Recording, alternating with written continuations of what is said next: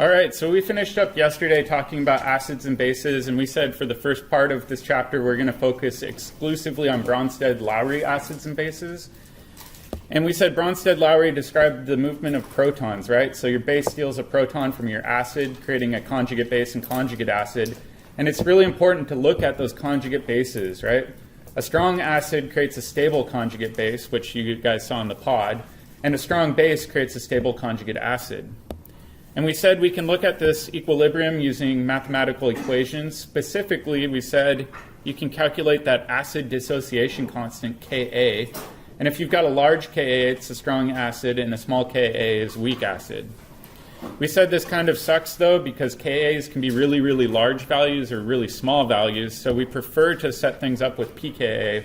So we want to take the negative log of that acid dissociation constant. It's important to remember that small values are strong acids. You can go negative. And then a large pKa is a weak acid. A difference in one pKa unit is essentially saying it's 10 times more acidic. That throws students off. They're like, well, it's only a difference of 1. And it's like, well, that's like saying this guy's only 10 times as strong as me. It's a big difference, right? So pay attention to those small differences in pKa values. So now let's talk more about the equilibrium. So let's redefine our equilibrium. We've got our acid HA plus our base B. And I'm just going to use really generic terms for now. And this base is going to steal this proton, dump that sigma bond onto A. That means that A now has a lone pair and a negative charge. And B has a proton, so it's going to be positive. So this is our conjugate base. And this is our conjugate acid. What I always do when I'm looking at the equilibrium is I focus on the acids, right? So we've got an acid here, and we've got a conjugate acid over here present at equilibrium. So these are two competing acids.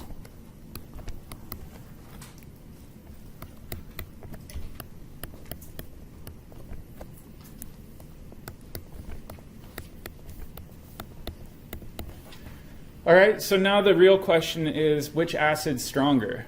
The stronger acid is going to really drive the equilibrium. So I always assess my acid versus my conjugate acid, and I determine which one's stronger.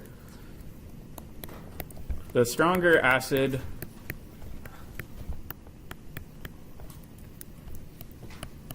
will push the equilibrium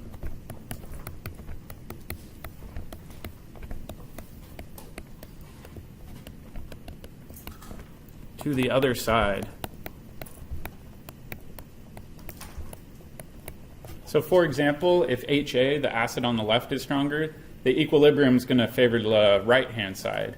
But if your conjugate acid's stronger, then the equilibrium could favor the left-hand side. So it really depends which one's winning out in that competition. So I'll show you some examples of this. We'll do an easy one first, and then we'll try to back it up with data. So we've got HCl and H2O. They're in equilibrium, and I'm actually going to draw a big box here. Which one do you think is going to be our acid? HCl? Yep, I would say that's an excellent guess, considering in the name it's called hydrochloric acid. All right, so if we think about that being an acid, that means we're going to have Cl minus floating around. That's the conjugate base after hydrochloric acid loses its proton. And then what will our conjugate acid be?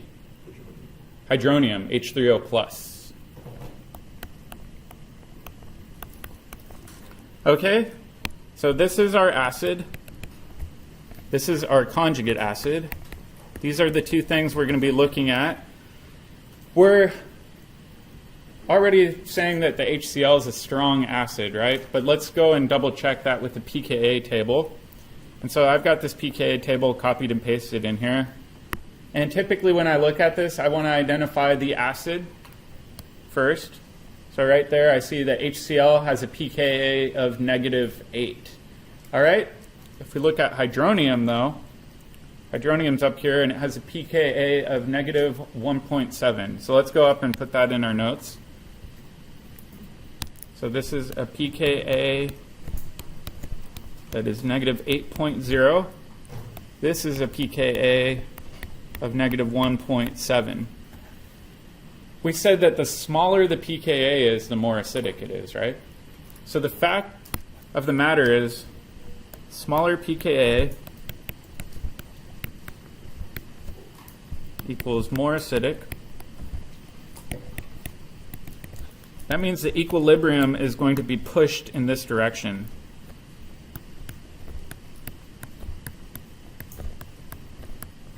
So equilibrium will be pushed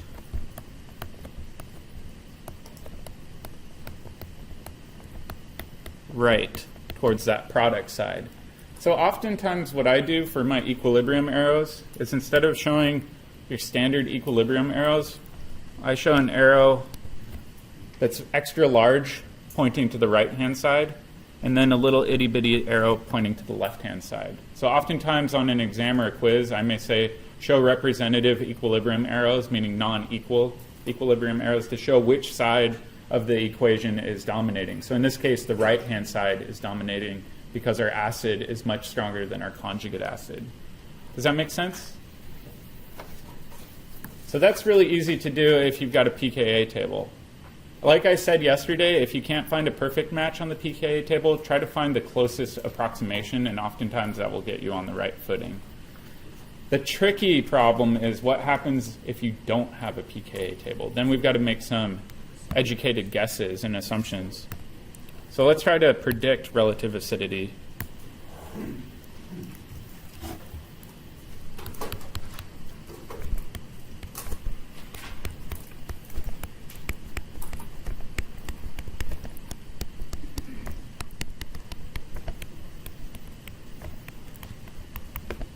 You could just brute force memorize the pKa table, but honestly, that's probably a waste of time. Alternatively, you could just draw out this chemical equation like we did before, and you could say, all right, we've got this conjugate base here and our conjugate acid.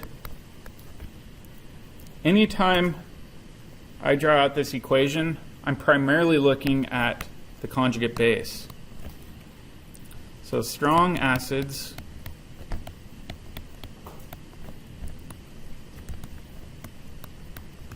create stable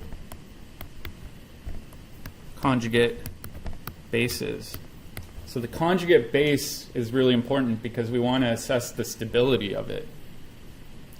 So there's a bunch of different features we can look at when we're looking at the stability of this conjugate base, and I'll show you this mnemonic that I learned. But let's make some notes here. So various chemical features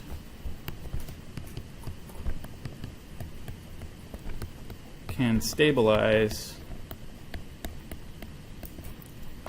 a conjugate base.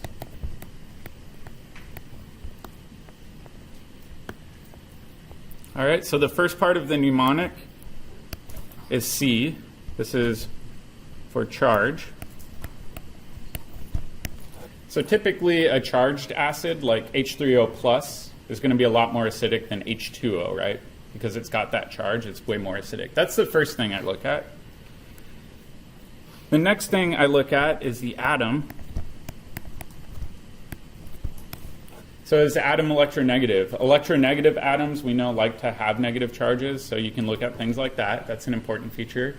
Another thing you can look at is atomic size, and we'll talk about that in a second. So that's second most important.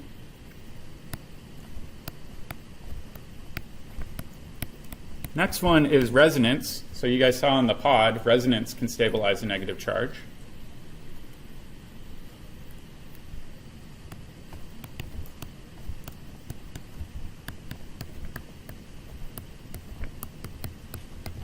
Next one is dipole induction, and we'll talk about what that means, but essentially it means that if you've got an electronegative atom nearby but not directly attached, that can help stabilize it. And then the last one is orbital.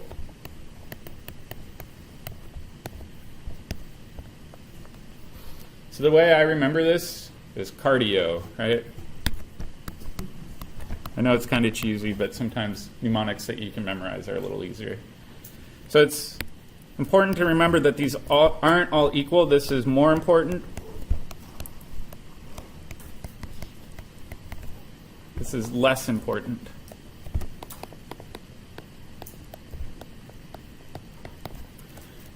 Make sense? Simple mnemonic. If you go through the Klein textbook, he talks about a Rio. This is kind of my add-on to those normal rules. That and cardio is a lot easier to remember.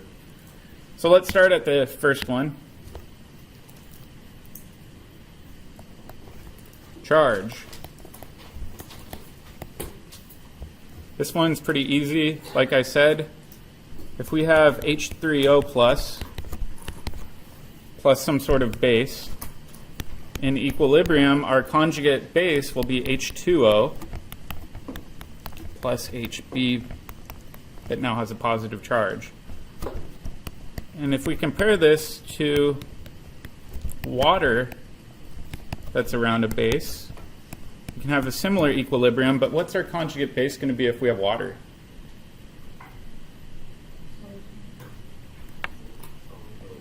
OH minus. So if water loses a proton, it's OH minus, and then we've got Hb plus as our conjugate acid. This is way more stable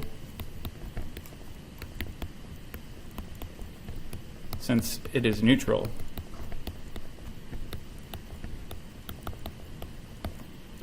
That means that H3O plus, must be a stronger acid. Makes sense, right? It's a really simple one, but one that's often ignored, or one that people forget about. Next one we look at is atom, right, and the cardio rules. So we'll do number 2.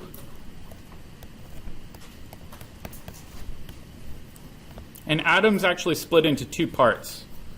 First part is electronegativity.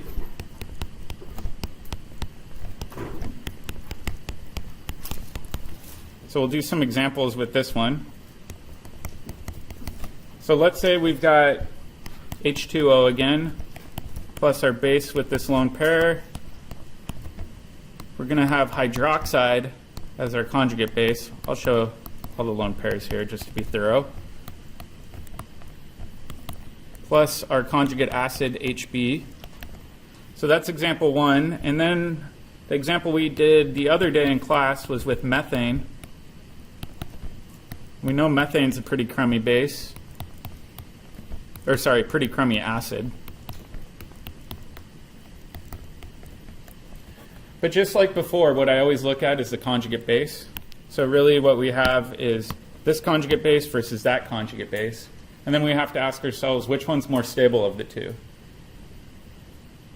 It's got to be oxygen with the negative charge, right? Oxygen's way happier carrying a negative charge than carbon, right? Oxygen's a lot more electronegative. So this is more stable due to electronegativity. That means that H2O must be the stronger acid.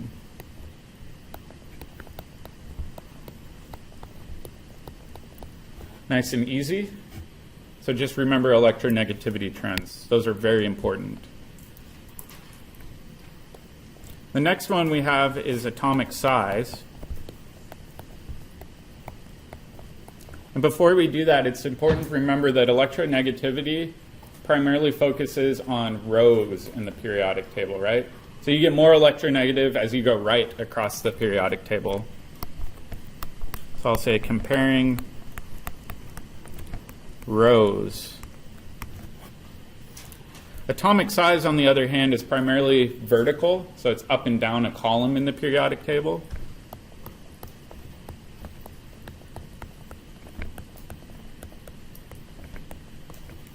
So let's do an example of atomic size. So for this one, I've got HCl plus my imaginary base versus hydroiodic acid with an imaginary base. So for the first one, we'd have chloride as our conjugate base. Second one, we'd have iodide, and then both of them have the same pretend conjugate acid that I'll call Hb plus. This one gets a little trickier. So now the question is, what's more stable with the negative charge, chloride or iodide? A lot of students say, well, if we look at electronegativity, chloride's more electronegative, so it should be more stable. Not quite. We have to look at atomic size. Which one's a lot bigger? Iodide. Iodide's a much bigger atomic number. It's down further on the periodic table. So iodine is larger. And if you think about a negative charge in an electron cloud, it wants to have as much room to roam around as possible, right? So it wants a big electron cloud to occupy. If it's forced into chloride, yeah, chloride's electronegative, but it's forced into a much smaller area. So all experimental data shows that atomic size actually stabilizes negative charges more than the electronegativity aspect. So larger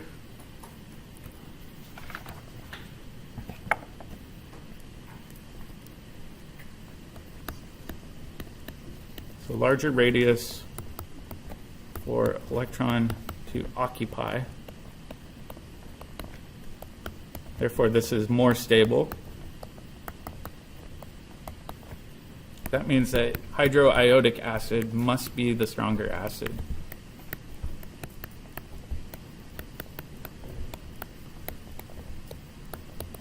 The way I remember this too is if you imagine hydrofluoric acid, HF, if you use the electronegativity rules, you should say HF is a super duper strong acid. The reality is HF is actually a weak acid because it's so itty bitty.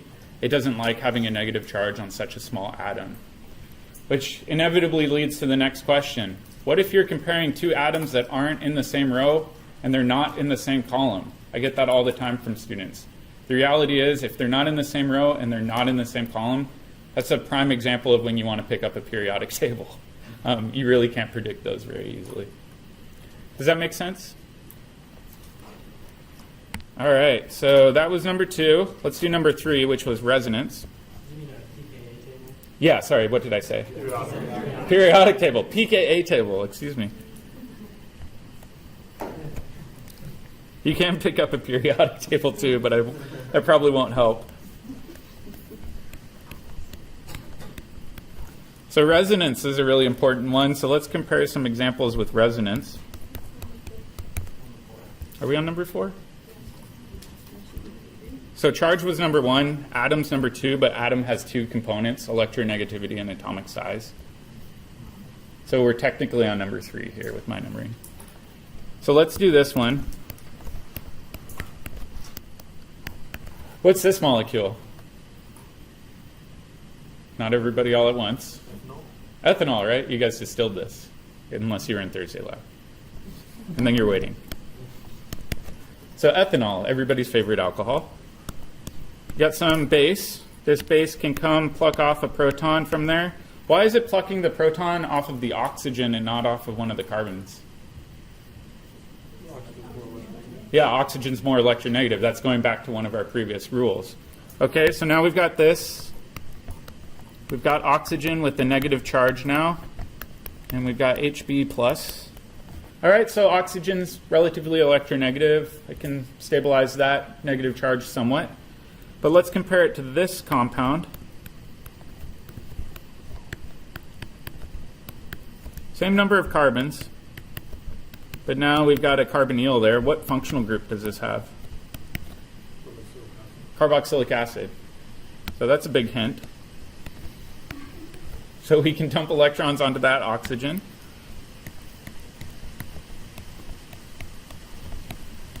All right, now this oxygen's got a negative charge. What's the hybridization of that oxygen? The one with the negative charge. Why not sp3? Because it's got resonance, right? Hence the title. So we can show this where we push electrons up to the other oxygen.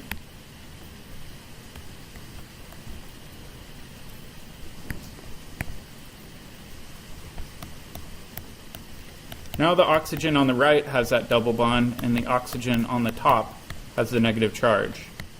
If you want, you can even go through and draw the hybrid structure, but the most important thing to consider is if we're looking at the top example, the negative charge is stuck on one oxygen atom, where on the bottom one, it's actually shared between two different oxygen atoms. That means the one with resonance is going to be a lot more stable.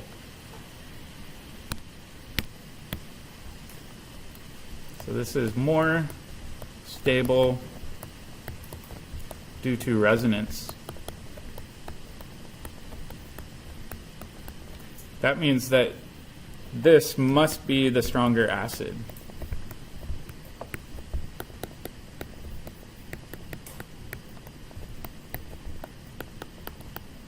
Does that make sense? All right, the next one after resonance was what? Dipole induction. So let's take a look at that.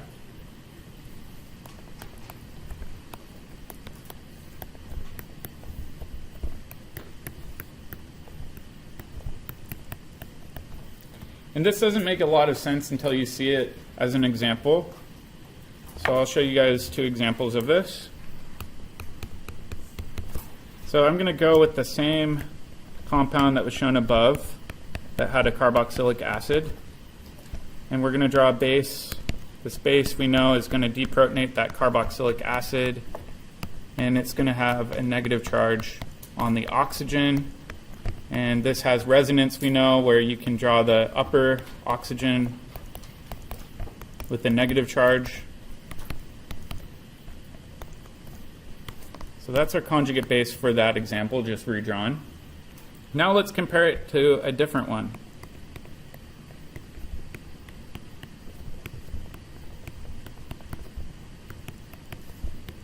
Looks pretty similar. The only difference is the three hydrogens coming off of the carbon are now swapped out for fluorines. And we're going to, again, have the same resonance structure.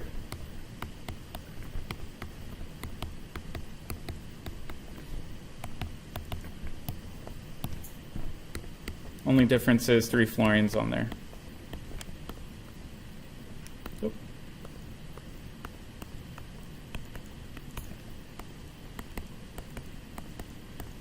And a negative charge.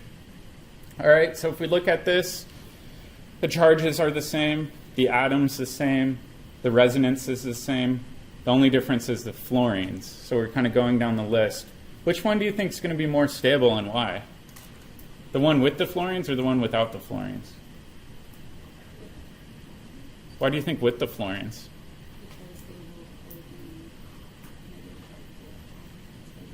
Yeah, so fluorine's super duper electronegative, so it's going to pull electron density away, and it's going to actually stabilize that molecule a lot. So this is more stable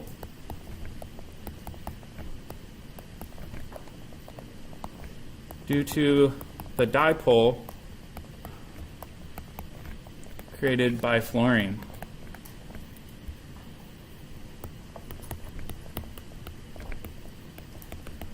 It's a little bit weird to think about, but this molecule right here is pulling all that electron density away from that central carbon, which actually stabilizes the overall molecule.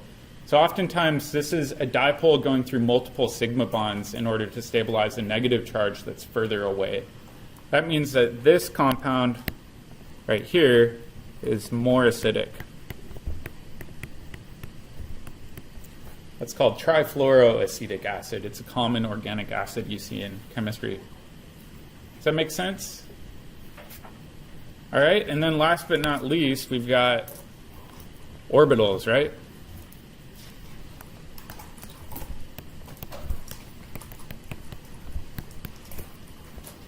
So I'll show you some examples of orbitals, and then we'll do a challenge one. So let's compare methane with the base. We know that under equilibrium conditions, you could theoretically deprotonate methane. And if you do that, it now has a negative charge on carbon. And let's compare this to acetylene, where you've got a carbon-carbon triple bond.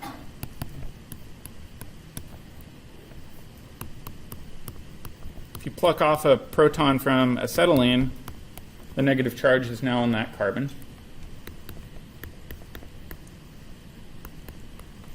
So again, if we go down the list, we'd start out with charge, and we'd say, well, they both have negative charges, right? Next one's atom. It's a carbon-carbon tie. Next one would be resonance. Neither of them have resonance, right? Next one would be induction. Really, there's no electronegative atom, so we can't induce any sort of dipole.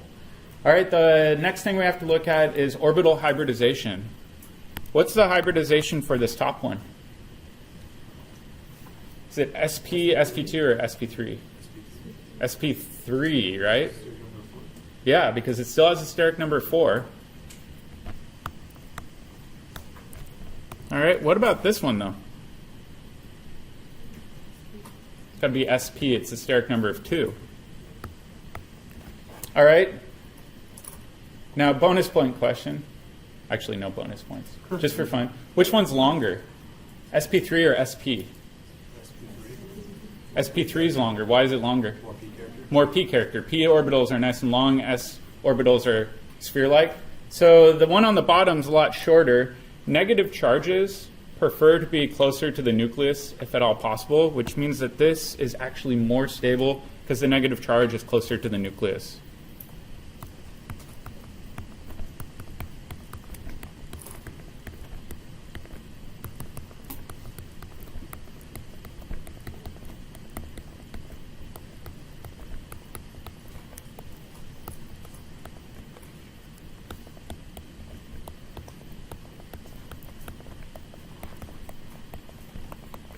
That means that this one must be more acidic.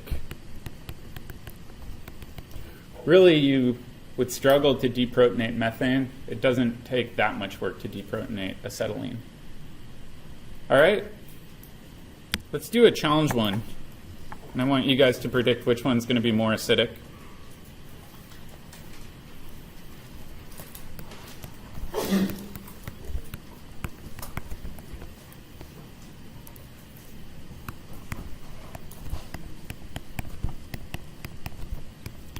So this one's got 2 fluorines here versus this one where it's got 2 fluorines coming off the end. Let me move these around a bit. All right, which one do you think will be more acidic? Same molecular formula. One on the left? All right, let's go down through the chart. So one thing we look at is charge.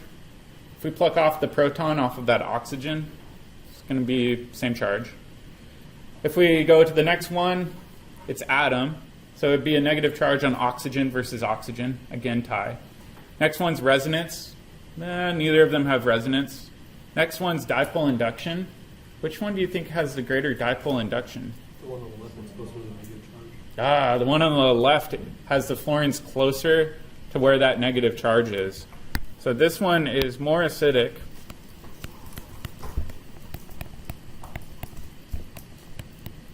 since electronegative atoms are closer to where the charge would be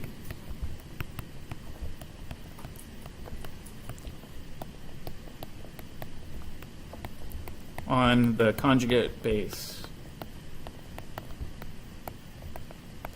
So induction is a little tricky that way. You do have to factor in distance and electronegativity. So always pay attention to that. Sometimes you'll see trick problems thrown at you. Yep. Okay, so what if on the one on the left there were chlorines where those fluorines are? Yeah, that's a good question. So let's say we've got a different example now. So let's say we've got 2 chlorines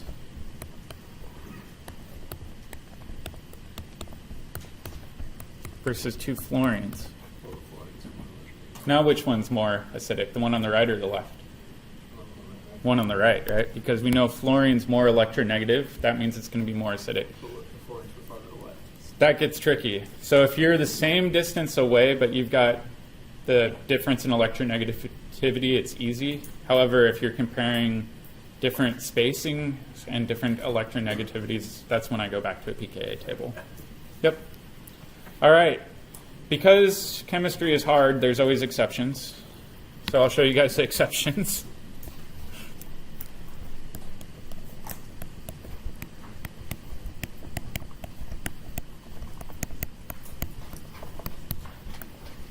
I think this one actually shows up on sapling. So I'll show you this example. Let's say we've got ammonia and some sort of imaginary base.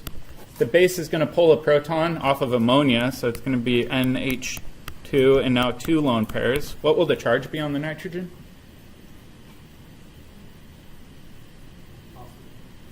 So we pulled off a proton that's H+, so it's going to be negative, right? And we've got our base that now has a proton, so it's our conjugate acid HB. All right, let's compare that to acetylene.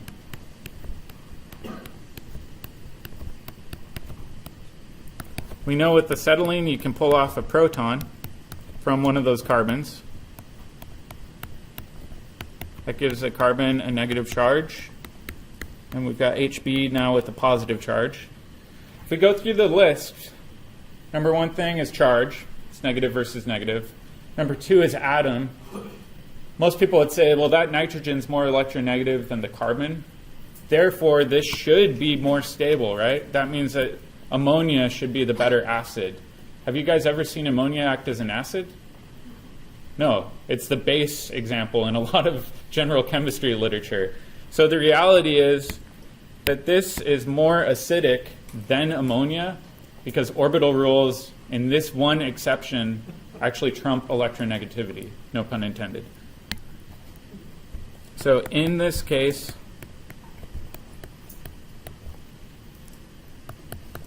acetylene is more acidic due to orbital hybridization.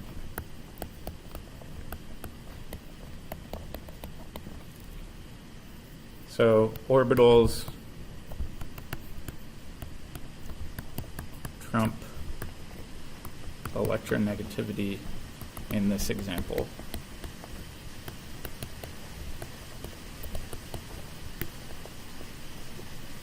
This is one of the common exceptions that you will see. There are obviously other exceptions to the rule. We're not going to get into those too much. Typically, if there's other exceptions, I'll give you pKa data because it's very hard to predict those other exceptions. Does that make sense? If you guys can, I really recommend starting sapling sooner rather than later. That way, if you do have questions on this specific aspect, you can come and ask me. This is one of the hardest parts of the acid-base chapter, is just predicting relative acidity between 2 competing acids, right? All right. Yep. So in sapling, are we supposed to be using a pKa table, or just try to? What I would do on sapling is try to avoid using a pKa table, and if you still can't figure it out, then pull up a pKa table. Yep. All right, so let's do a practice problem. This time, instead of comparing 2 different molecules, we're just going to look at 1 molecule. So identify the most acidic proton.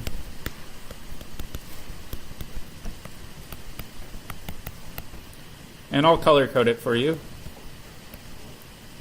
So we've got a carbon-carbon double bond here, carbon-carbon single bond. And I'll just call these R groups. So we've got a red proton here, and then we've got a blue proton set coming off of that carbon. I'll give you guys some hints. When in doubt,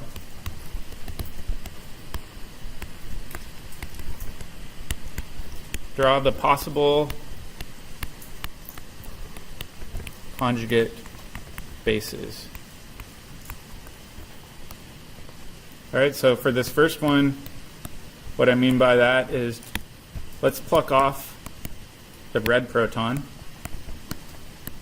and draw that to the right. And then down below, let's imagine plucking off one of the blue protons. So I'll give you guys a second to draw the conjugate bases. And then check with your neighbor to see which conjugate base is more stable and why.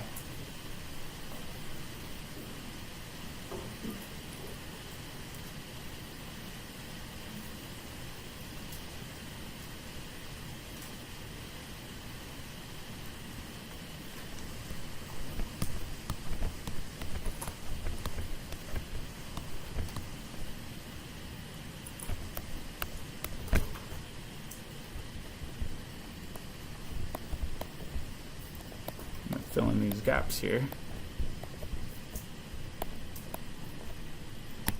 So for this one, the red proton's going to stay put. Oop.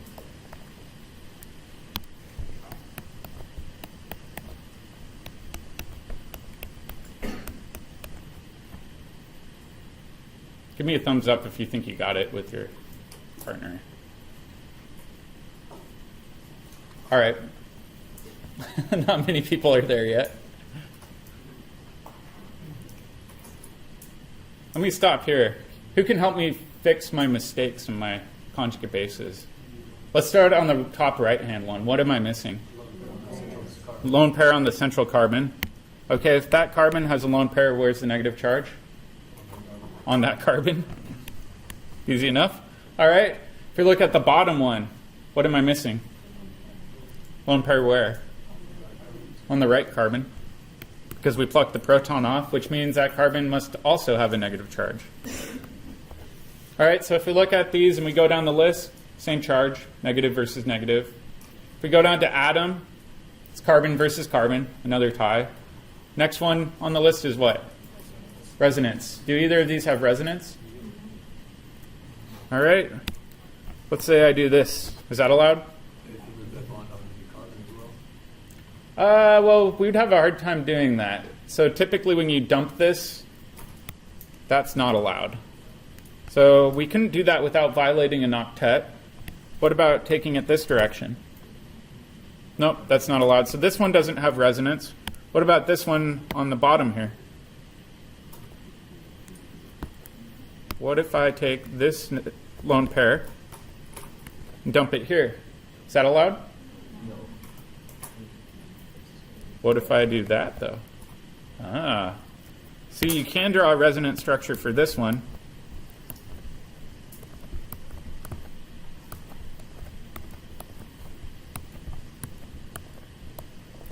Where the negative charge now moves over to that carbon on the left. And that delocalizes that negative charge across both carbon atoms now. All right, so going back to our original question, which is more acidic, the blue protons or the red protons? The blue protons, right? Because it results in the more stable conjugate base because it has resonance. So the blue protons